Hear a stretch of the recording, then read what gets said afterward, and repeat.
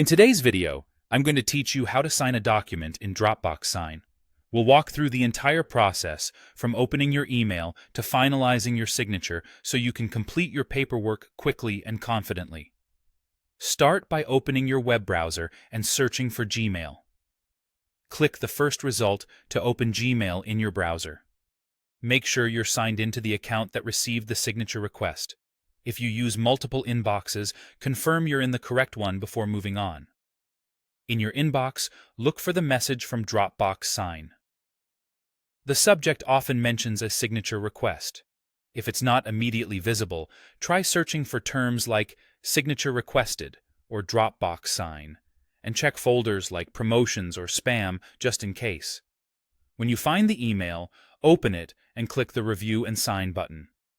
This securely takes you to the document that's waiting for your signature. When the document window opens, click Get Started. You may be asked to agree to electronic record and signature terms. This consent is standard for e-signatures and confirms you're okay with signing digitally, which is legally valid in most places.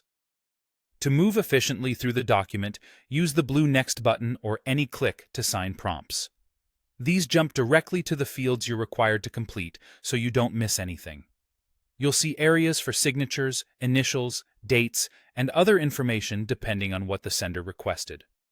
When you reach a signature field, click into it to choose how you want to sign. If you prefer to draw your signature, use your mouse, trackpad, or a touchscreen. Go slowly for a smooth, readable signature and redraw if needed.